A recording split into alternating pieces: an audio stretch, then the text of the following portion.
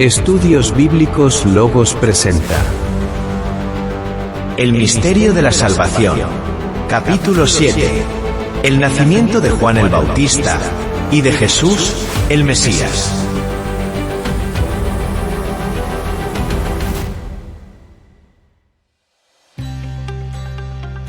En esta sección presentamos algunos hechos que sucedieron luego del anuncio del ángel Gabriel a María. Como por ejemplo, la reacción de José al enterarse del embarazo de su prometida, la visita de María a Elizabeth, el nacimiento de Juan y el nacimiento de Jesús en Belén.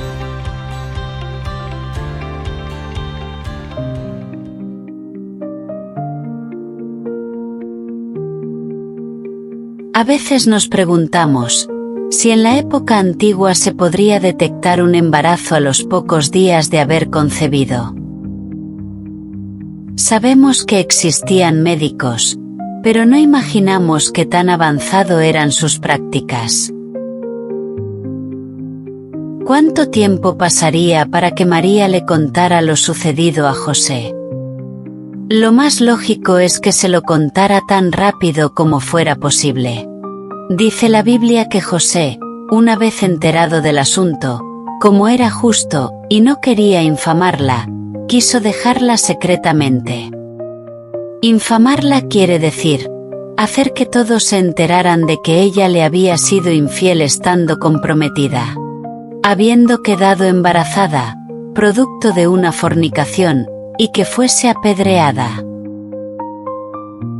Esto nos da a pensar que José no se creyó el cuento del Espíritu Santo, y más bien pensó que María había estado con otro hombre. De otra manera no hubiera sido necesario que el mismo ángel Gabriel le apareciera en sueños, para exhortarle a que no le diera la espalda a su prometida y procediera a tomarla como esposa, ya que el embarazo era producto del Espíritu Santo, y no como él pensaba. Solo así, José la tomó por esposa. Luego del sueño, José recibió a María como su legítima esposa, en ese mismo mes de diciembre, y según el Evangelio de Mateo, capítulo 1, verso 25, no se le permitió tener ningún acto carnal con ella, hasta luego de dar a luz a Jesús. Más tarde, tendría sus propios hijos como cualquier familia normal. En aquellos días, levantándose María fue deprisa a la montaña, a una ciudad de Judá. Lucas escribe que María fue deprisa a visitar a su pariente Elizabeth, lo que quiere decir que marchó tan pronto había recibido la visita del ángel Gabriel. María subió desde Nazaret hasta Judea para visitar a Elizabeth, quien vivía en un pueblo en las montañas, llamado Ain Karem, en el distrito de Jerusalén. Era un viaje bastante riesgoso para una mujer quien apenas comenzaba su embarazo. En la imagen podemos apreciar la distancia entre Nazaret y Ain Karem, de al menos unos 105 kilómetros, si se hiciera de manera directa. Mas, si se utilizaba el camino real, la distancia era de unos 120 kilómetros, bordeando las orillas del río Jordán, para no atravesar Samaria. No era un viaje muy placentero que se diga, pero, aún así, María logró llegar hasta su destino. Pero la pregunta es, ¿qué motivó a María a realizar esta visita? La respuesta está en que María era apenas una adolescente, y ante esta responsabilidad tan grande, como la de llevar en su vientre al Hijo de Dios, quiso buscar apoyo en quien ella consideraba se las podía brindar, Elizabeth y Zacarías, ya que ellos eran prácticamente personas dedicadas a Dios. Aunque en la Biblia no se menciona, es lógico que Zacarías, luego de estar 5 meses escondido en la habitación de su casa, sin comunicarse con nadie, saliera a celebrar junto con su esposa Elizabeth, la llegada de María, y la criatura que llevaba en su vientre. Ahora bien, María tenía una hermana que se llamaba Salomé, y vivía mucho más cerca que Elisabet, pero el Espíritu Santo la envió, fue a la casa del sacerdote Zacarías. María se había enterado del embarazo de su pariente, solo porque el ángel se lo reveló, y esto es una clara evidencia de que las visitas no fueran tan frecuentes entre ellos. Pero como ella sabía que Elisabet también era parte de este plan de Dios, corrió hasta su casa, para compartir su bendición. El ángel le dijo a María lo que había pasado con Elisabet, mas no le dijo a Elisabet lo que haría con María. Cuando María entra a la casa de Elisabet, ésta sintió, como la criatura, dio saltos en su vientre, por lo cual Elisabet entendió por medio del Espíritu Santo, lo que Dios estaba haciendo con su parienta. El encuentro entre Elisabet y María, también representa una salutación, entre el profeta Elías y el Mesías Jesús, y en ese momento, la casa de Zacarías, fue motivo de fiesta y alabanzas al Dios Altísimo, por parte de estas dos mujeres. Se regocijaron y bendijeron el nombre de Dios, y María recitó un cántico, que quedaría grabado para la historia, que actualmente conocemos como la Magnificat. La Magnificat es un poema hecho canción, y se le atribuye a María. ¿Cómo hizo María para recordar tan perfectamente estas palabras, para que Lucas las pudiera plasmar en sus escritos? Luego de 40 años, fue por obra del mismo Espíritu Santo, quien hizo que María mantuviera siempre estas palabras frescas en su memoria, para ser recordadas para siempre. Dice el Evangelio de Lucas, que María se quedó en casa de Elisabet por espacio de 3 meses, es decir, que esperó hasta que Elisabet diera a luz, para luego regresar con José, su esposo, en Nazaret. Actualmente, sobre el lugar que se cree, fuera la casa de Zacarías, y donde se llevó a cabo la Magnificat, se encuentra fundada una iglesia, conocida con el nombre de la Visitación. Esta obra sería llevada a cabo por Helena de Constantinopla, madre de Constantino el Grande, hacia principios del siglo IV. En esta misma ciudad de Ain Karem, también se edificó, un siglo más tarde, una iglesia con el nombre de San Juan Bautista, que se supone, también está edificada sobre los cimientos de la casa de Zacarías. Pero se cree, que la real es la de la Visitación, aunque las dos iglesias, son muy famosas y visitadas por igual. Si el tiempo de gestación de Elisabet fue normal, luego entonces, el parto debió ocurrir en la primera semana de abril, en lo que fuera su casa de habitación, un parto normal, a pesar de su edad. Mucha gente se alegró por ellos, ya que conocían de la misericordia de Jehová para con la familia del sacerdote. A los 8 días, tal y como lo ordenaba la ley de Moisés, fueron a circuncidar al niño, y era costumbre que el primogénito siempre llevara el nombre del padre.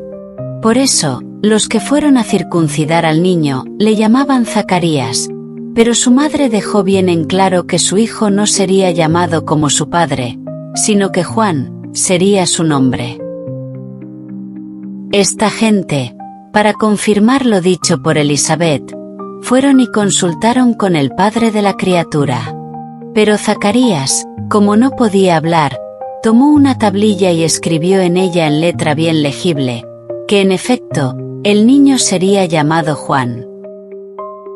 Una vez Zacarías terminó de escribir Juan en la tablilla, su boca fue abierta, el castigo de Jehová había cesado, y comenzó Zacarías a alabar el nombre de Dios, y todos se maravillaron y temieron a Jehová. Zacarías al hablar, no hizo más que reivindicar lo que estaba escrito en las Sagradas Escrituras, acerca de la venida de un Salvador, y de cómo su hijo Juan sería el encargado de abrirle la puerta al Hijo de Dios, linaje según se creía era de David. Era para dar cumplimiento del pacto, hecho por Dios a Abraham. La profecía de Miqueas 5:2 indicaba que el Mesías nacería en Belén de Judá. Pero, ¿acaso estaban conscientes, tanto José como María, de que el niño había de nacer en Belén? ¿Fue esto lo que motivó a José a mover a su esposa de una ciudad a otra, sabiendo que estaba en sus días de parto? Por lo que nos relata Lucas, tal parece que ese no fue el motivo, porque de ser así, José, ya hace rato hubiera estado en Belén, sin la necesidad de estar dando carreras, para buscar un lugar, donde su mujer diera luz con toda la tranquilidad del mundo. Pues, el niño tendría que nacer en un lugar digno del Hijo de Dios, ya que la profecía anunciaba que nacería en Belén, mas no decía las condiciones del lugar. Lucas nos hace ver, que el verdadero motivo, por lo que José hace su viaje hacia Belén, no era buscando que se cumpliera la profecía, sino, porque el emperador de Roma, Augusto César, decreta un edicto, donde se dictamina que toda la comunidad judía fuese empadronada, o censada en las tierras correspondientes al reino de Herodes, lo que implicaba grandes peregrinajes. Todo esto debió haber tenido lugar, justamente, cuando María entraba en los días de parto, es decir, en los primeros días de septiembre. Para ese tiempo, la fiesta de Rosh Hashaná, o fiesta de Año Nuevo según el calendario juliano, debía haber coincidido con el 10 de septiembre. No podemos asumir que Jesús haya nacido precisamente en ese día, ya que es poco probable que un edicto de ese calibre se haya dictado precisamente en una fecha tan delicada y solemne para los judíos. El mes judío de Tisri es prácticamente un mes, donde se celebran fiestas importantes y solemnes, como la fiesta de las trompetas, el Día del Perdón, y la fiesta de los tabernáculos que dura 7 días, más un día adicional, que es decretado día de ayuno. Los romanos no eran tan desquiciados como para interrumpir estas grandes fiestas, y dictar un decreto en un mes como este, que hiciera que los hebreos viajaran a otros lugares que no fuera hacia Jerusalén. Dado a todo esto, es muy probable que el edicto haya salido una semana antes del mes festivo, por lo cual coincidió con la primera semana de septiembre. Lucas nos relata que cuando ocurre este primer censo, Publio Sulpicio Quirino, mencionado por el escritor como Cirenio, era gobernador de Siria. Pero en realidad, su título era cónsul de Roma, título que había conseguido en el año 12 a.C., luego de haber sido senador, y haber pasado por distintas magistraturas. Este mismo Cirenio también llevó a cabo otro censo en el año 6, cuando vino a reemplazar a Herodes Arquelao, quien había sido depuesto por el emperador, por malversación de fondos y corrupción. Este censo es mencionado en el libro de los Hechos de los Apóstoles, capítulo 5, verso 37, y se trataba ya del segundo censo, ya que el primero se había dado justo cuando Jesús nace. Y este otro censo fue algo que se tuvo que hacer para poder liquidar los bienes del depuesto tetrarca Herodes Arquelao. Ahora bien, José y María vivían en Nazaret y mantenían su relación estabilizada, mas no consumada. Esto, debido a la orden de Dios, de que la Virgen debía conservarse libre de tener algún contacto carnal con su esposo, mientras no naciera Jesús. Como bien los dice el siguiente texto. Pero no la conoció, hasta que dio a luz a su hijo primogénito. Y le puso por nombre Jesús. En verdad desconozco cómo le hicieron los eruditos católicos romanos para malinterpretar esta parte de la Escritura, donde dice claramente que José sí puso a valer su legítimo derecho de estar con su esposa, como un matrimonio normal.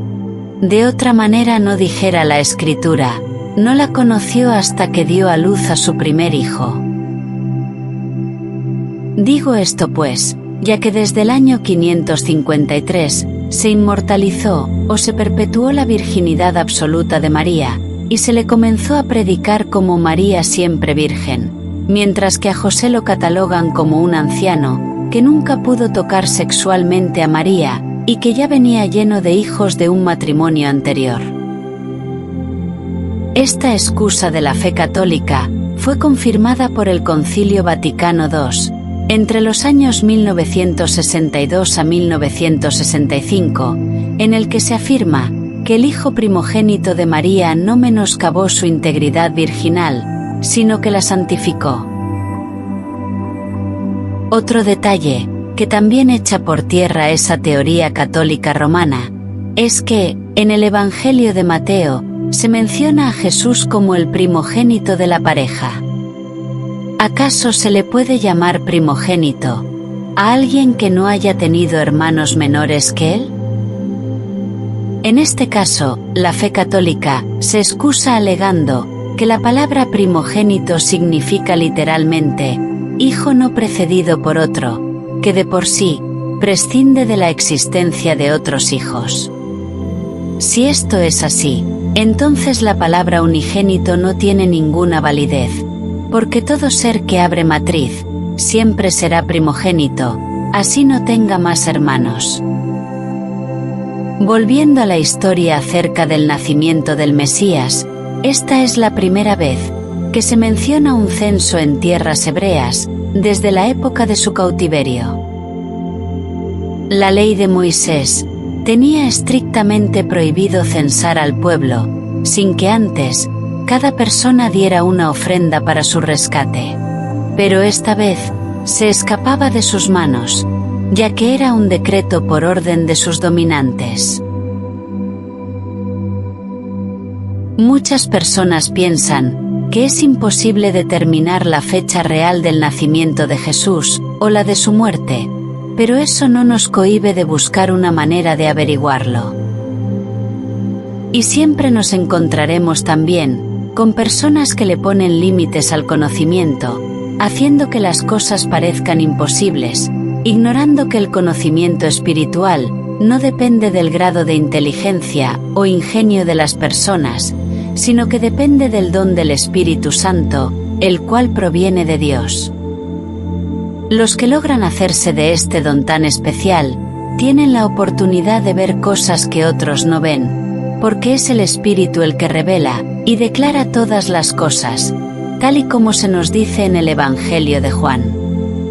Mas, el Consolador, el Espíritu Santo, a quien el Padre enviará en mi nombre, Él os enseñará todas las cosas, y os recordará todo lo que yo os he dicho. Como bien nos dijo el apóstol Pablo en su primera epístola a los Corintios, hablaría como a espirituales, pero entonces, muchos de los que lean estas cosas, no lograrían entender a cabalidad. Así que trató de escribir en términos más sencillos, para que pueda ser entendido por la gran mayoría de los lectores. Lucas nos escribe que estando en Belén, a María se le cumplieron los días del alumbramiento, es decir, se le completaron los 9 meses de embarazo, y que no encontraron un lugar donde alojarse. Esto es un claro indicativo de que la pareja apenas había llegado a Belén, y es allí donde nos preguntamos, ¿cómo es posible que José, sabiendo que María estaba en sus días de parto, se tomara el riesgo de realizar un viaje de 3 días por caminos escabrosos? ¿Es posible que haya recibido alguna manifestación de parte de Dios para hacer el viaje sin ninguna preocupación? Solo ellos lo saben. Queda completamente claro que José y María desconocían acerca de la profecía, que el niño habría de nacer en Belén, porque de otra manera, José se hubiera ido con mucha anticipación para no poner en riesgo la vida de su esposa María, y del ser que llevaba en sus entrañas. José había planificado conseguir hospedaje en alguna de las posadas del lugar, quedarse allí algunos días, mientras concretaba con algunos de sus familiares, para conseguir una residencia alquilada, al menos hasta que naciera el Mesías, y luego de cumplir con los requisitos de la ley, volver a Nazaret. Pero nada sucedió como le esperaba, ya que al muy poco tiempo de su llegada, quizás el mismo día de haberse empadronados, María comienza a sentir ciertas contracciones, por lo cual se apresuraron a buscar lugar en la posada mientras le tomaba la noche. Pero los esfuerzos fueron en vanos, y no pudieron conseguir lugar en ninguna posada o mesón, ya que la mayoría de ellas estaban copadas, puesto que mucha gente había llegado de otras ciudades. Debido a los agudos dolores de parto, José tuvo que meter a su esposa en una especie de establo. Ahí había un pesebre, de donde se alimentaban los animales allí confinados.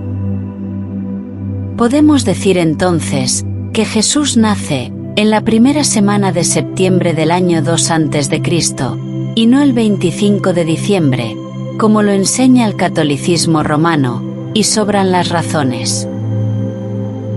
José debió haber tenido bastantes amigos y familiares en la ciudad, ya que era nativo de ahí, pero para el momento de los dolores de María no apareció nadie para darle apoyo en este momento tan difícil.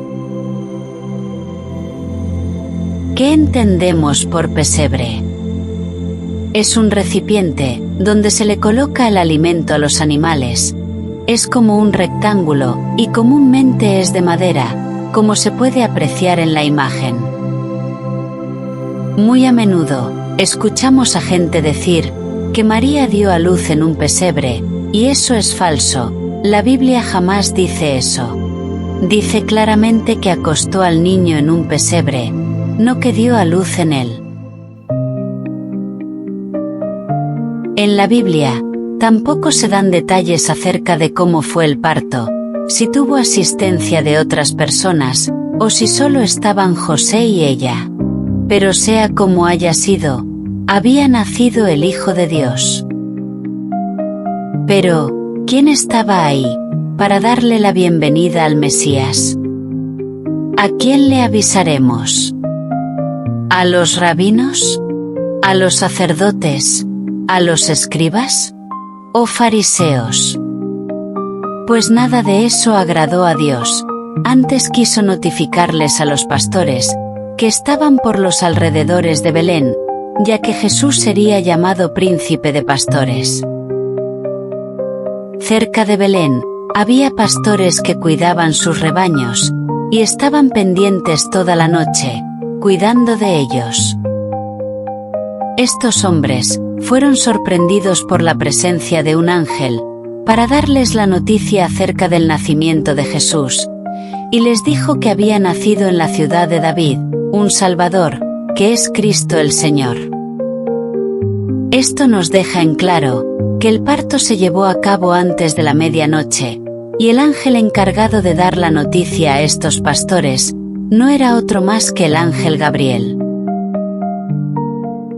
Las vigilias de la noche eran 4, de 6 de la tarde a 9 de la noche, de 9 de la noche a 12 de la noche, de 12 de la noche a 3 de la madrugada, y de 3 de la madrugada a 6 de la mañana. El nacimiento se da antes de la medianoche, para que diera tiempo a los pastores llegar desde las afueras de Belén, antes que amaneciera. La orden del ángel a los pastores fue que entraran al lugar donde estaba el niño acostado en un pesebre, y ellos debieron turnarse para ir, ya que no podían dejar sus rebaños solos. María y José tuvieron poca privacidad luego del parto, ya que, luego de la visita de los pastores, estos comenzaron a contar a los nativos del lugar las cosas que habían oído y visto. Y es lógico que después de pasar por muchos dolores, la madre quiera descansar.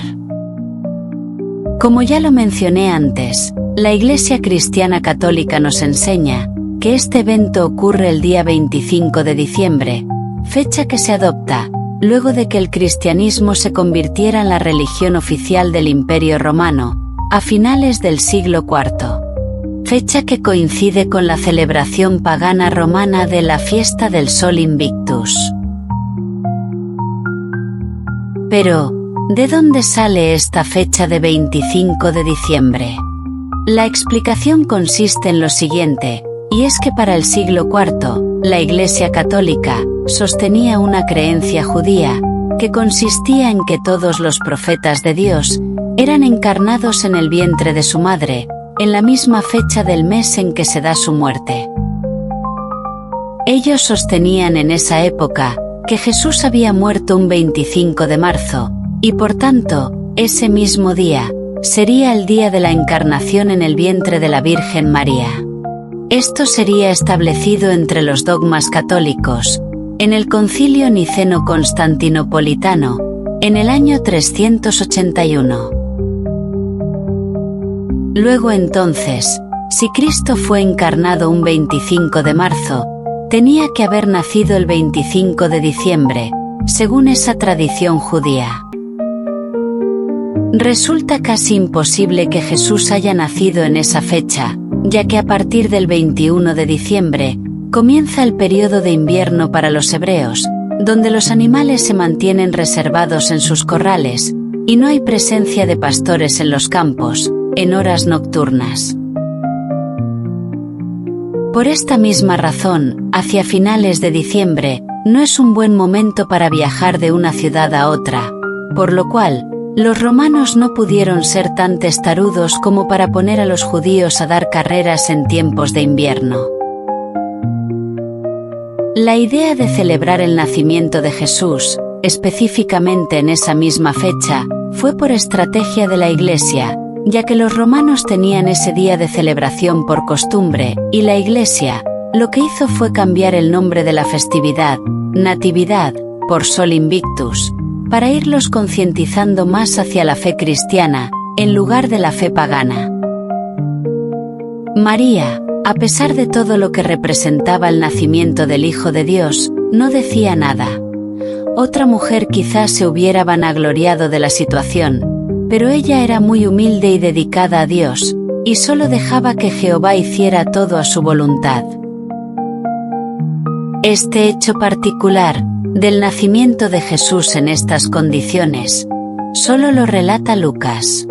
Ninguno de los otros escritores de los Evangelios hace referencia alguna sobre esto.